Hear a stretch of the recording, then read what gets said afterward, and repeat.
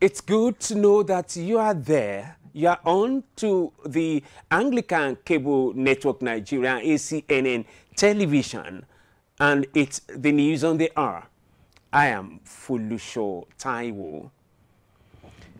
Another landmark achievement was recorded in the annals of the Diocese of Abuja Anglican Communion when the ultra-modern sprawling Bishop's Court was dedicated to the glory of God. In his dedication sermon, the former primate of all Nigeria Anglican Communion was Synosure of all eyes, the Most Reverend Peter Jasper Akinola, said that in everything, people should give thanks to the Lord.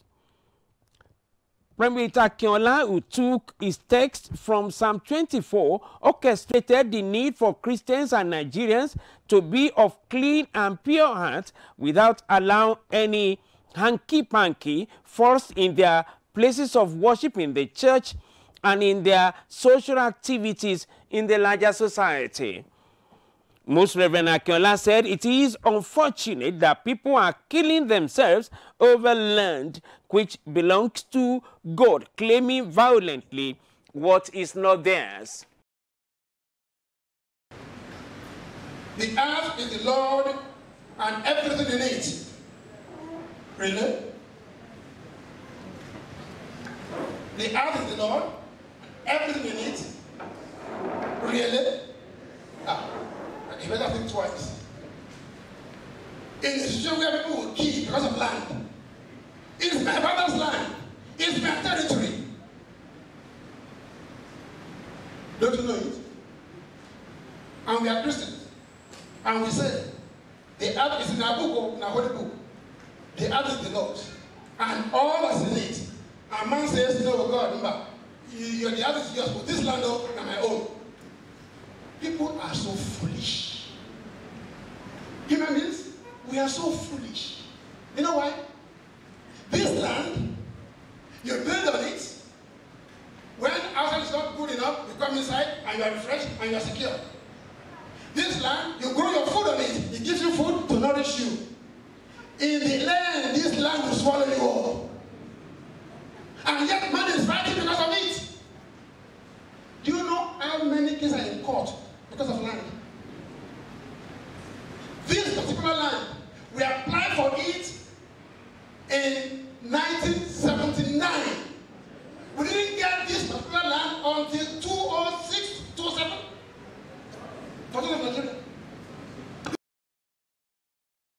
Archbishop Akinola admonished leaders of the country to lead without deceit, adding that a stop must be put to impunity and shedding of blood.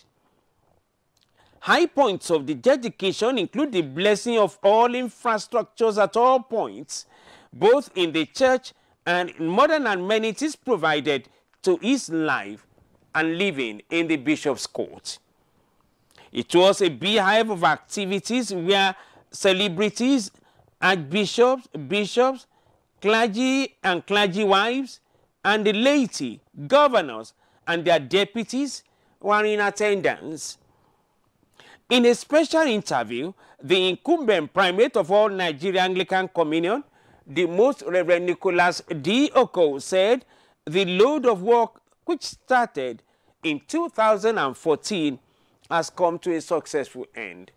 Since the foundation laying ceremony, work has progressed steadily. So we are very grateful that it's been accomplished. It has a conference center, and church is always having meetings. So we need it. And then a chapel is very, very vital. An accommodation for those who work with the Archbishop is also very important. And of course, the Archbishop himself needs a place to sleep. And we hope that this will carry us into the next 20 years without the people coming bothering about residential accommodation. The Chief of Army Staff, Lieutenant General Tukur Buratai, has revealed how the $1 billion approved by President Muhammadu Buhari for the purchase of military equipment will be used. Addressing journalists at the second Nigerian Army Procurement Seminar in Abuja, Burutai said the money will be utilized judiciously. It will be recalled that Buhari has approved the fund during a meeting with the Minister of Defense, Brigadier General Mansur Dan Ali retired, and the service chiefs at the presidential villa in Abuja. The army chief was optimistic that the money will boost the efforts of the military in the war against insurgency in the northeast and other security issues affecting the country. The Chief of Army Staff, Tukur Buratai, has approved the release of special promotion for 3,729 troops of Operation Lafia Dole who participated in Operation Deep in Sambisa Forest. The promotion, according to the spokesperson of the Army, Texas Chuku, in a statement, is in recognition of their valor and uncommon commitment to duty during the operation. A breakdown of the beneficiaries includes 223 staff sergeants promoted to the rank of warrant officers, 511 sergeants promoted to the rank of staff sergeants, while 994 corporals were promoted to the rank of sergeants. Others are 1,064 lance corporals promoted to the rank of corporals, while 932 private soldiers were appointed lance corporals. Operation Lafia Dole is the Army's operation to defeat the Boko Haram in the northeast. The board of the National Emergency Management Agency, NEMA, has suspended 6 directors of the agency indefinitely. The suspension of the affected officials by the newly inaugurated board was in connection with the ongoing probe of the finances of NEMA by the Economic and Financial Crimes Commission, EFCC. The financial years of being reviewed by the Anti-Graft Agency are from 2011 to 2015. Those placed on suspension are the Director of Finance and Accounts, Akim Bolahon, Acting General Director Special Duties, Umesi Emenike, Director Risk Reduction, Malam Alas and Nuhu, Pilot in Charge Air Ambulance and Aviation Unit, Maman Ali Ibrahim, the Chief Maintenance Officer, Ganiyu Yunusa Deji, and the Director of Welfare, Kana Muhammad. The FCC had, in a report to the presidency, recommended the disciplinary measures in order to enable it conduct unhindered investigation and have access to vital records. Based on the EFCC's recommendation, the board of NEMA approved the suspension and directed the management to give effect to its decision. The board also mandated the management of NEMA to cooperate fully with the EFCC in the ongoing probe. The special advisor to the president on Niger Delta and coordinator of the Presidential Amnesty Program, Professor Charles Dokubo, has initiated moves to probe his predecessor, Brigadier General Paul Boro, retired. To this end, he has inaugurated a 4-member committee to review all financial activities that were carried out during Boro's tenure, especially contract awards. Part of the terms of reference for the committee includes to review all contracts awarded by the Amnesty Office since 2015, with a view to determining the level of work done, monies paid out, beneficiaries, and extent of work done so far. The committee will also recommend to Dokubo a payment schedule for only those projects qualified to be paid. He said one of his main focus is to ensure that those who have been trained under the program get engaged through meaningful jobs, adding that they don't have to depend on stipends. The committee has 2 weeks to complete its assignment. Members include Professor Ayibaimi Spiv, Chief Otonye Amakri, Mr. Yume Isong Eyo, and Asizat Muhammad. We shall now take a short commercial break. We shall be back. Please stay with us. Are you planning for your spiritual or social event and need a conducive venue? Are you organizing campaign programs for your ministry or church? With its serene environment and standard facilities, the Igbo International Ecumenical Center, Abaroto, Delta State is the best choice to have your next retreat, including clergy and wives, leaderships, nights, organizations and societies, conferences, seminars, campaign, dinner, and other Christian social and corporate activities with as low as 3,000 naira per night. And pairing option, you can also enjoy a great time. With its peculiar origin of God asking Mr. Alex Ibru to vacate his private house for divine use, Ibru Center is a special hallowed ground set apart by God himself. We have standby generating sets, library, quiet environment, security facilities, swimming pool, chapel, open field, lounge, restaurant, clinic, board meeting lounge, camping accommodation. The Igbo International Ecumenical Center is managed by the Church of Nigeria Anglican Communion, but open to all Christian bodies, fellowship, and organizations. For more inquiries or booking, call 090-3970-7143 or 070-5619-3881. Visit our website on www.ibrocenter.org and our email at ibrocenter@yahoo.com. Announcer, Venerable Dr. Prince Will Iroba, the Rector. You are welcome back. For more on our top stories, please visit our website at acnntv.com or youtube.com/ACNNTV to be up to date with our news and other programs. Download the ACNN app for Android from Google Play Store. And now to some foreign news. Former South African President Jacob Zuma told thousands of supporters outside court in Durban that his opponents were telling lies and he would be proven innocent in a corruption case against him. Speaking in Zulu language in his own province, Zuma said that judiciary and politicians believe that he did not have rights. The Durban High Court adjourned until June 8 the case of corruption in a $2.5 billion arms deal fight against Zuma. Zuma's legal team and lawyers for the state agreed to the postponement to give both sides time to prepare their submissions relating to charges against Zuma, including fraud, racketeering, and money laundering.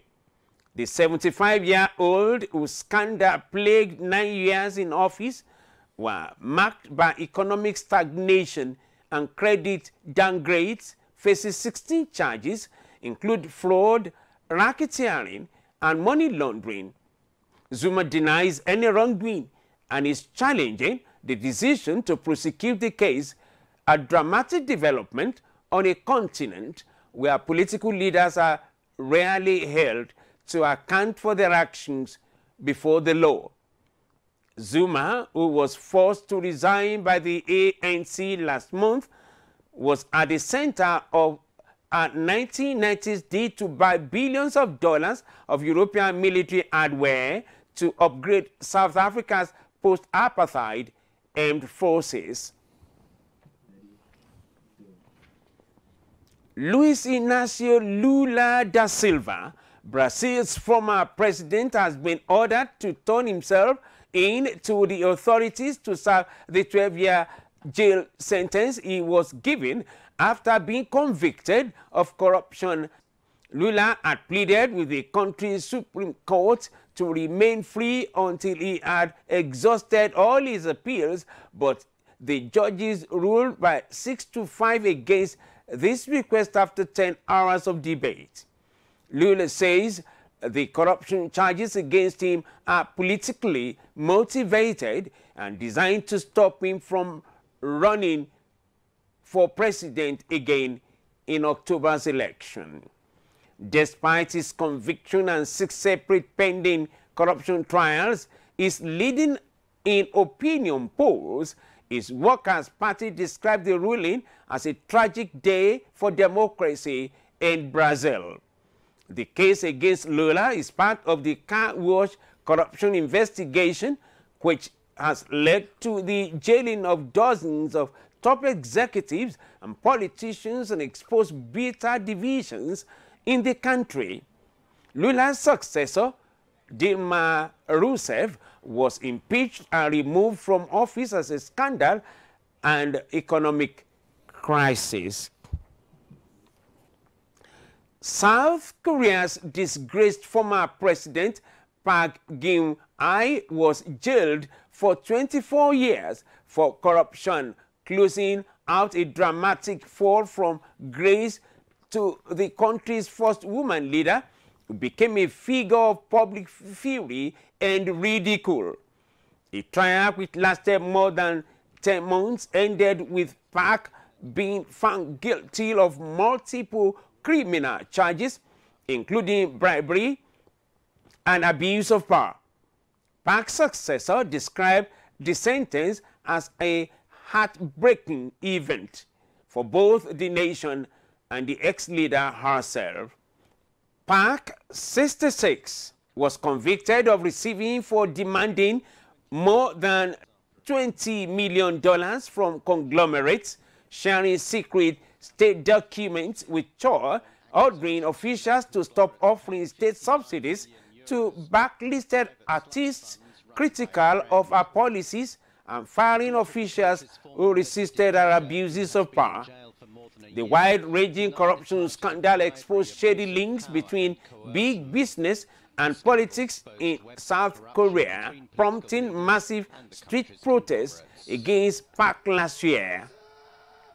Park becomes the 3rd former South Korean leader to be convicted on criminal charges after leaving office, joining John Do-hwan and Roh Tae-woo, who were both found guilty of treason and corruption in the 1990s. Malaysian Prime Minister Najib Razak has announced the dissolution of Parliament for a general election that will pose one of the sternest ever tests for his ruling coalition due to a massive financial scandal and a challenge from former leader Mahathir Mohamad after laying out the Barisan National Coalition's recent achievements in a speech on state television. Najib announced the legislature will be dissolved to pave the way for the hotly anticipated poll. Following the dissolution, the Election Commission will announce in the coming days the date for the polls, which are expected early May. The coalition has been in power since independence from Britain in 1957, but its support has been dropping in recent years. A scandal surrounding sovereign wealth fund 1MDB that captured global headlines has worsened its problems. The leader of the Church of South Sudan's Internal Central Province Anglican Communion has called on the government of South Sudan and opposition groups to declare an end to violence before their next round of peace talks. The continuation of phase 2 of the talks is expected to take place in Addis Ababa, Ethiopia, from the 26th to the 30th of April. During the last negotiations, the parties discussed the formation of a transitional government and permanent ceasefire and security arrangements, but the delegates did not reach a consensus. Archbishop Paul said all the parties must conclude with signing a peace deal during the upcoming round of negotiations. Israeli forces have shot and killed, wounded and wounded at least 40 Palestinian protesters as thousands converged on Gaza's border with Israel and set fire to mounds of tires to launch a second week of demonstrations. 20 Palestinians have died since the demonstrations near the heavily guarded Gaza Strip border fence began on March 30. The latest, a man who died in a Gaza hospital on Friday of gunshot wounds suffered on the first day of protests. 5 of Friday's 40 wounded were in critical condition, according to the Gaza Health Ministry. Palestinian tent encampments have sprung up a few hundred meters yet back from the 65-kilometer, 40-mile frontier, but troops of youths have ventured much closer, rolling tires and throwing stones towards Israeli troops.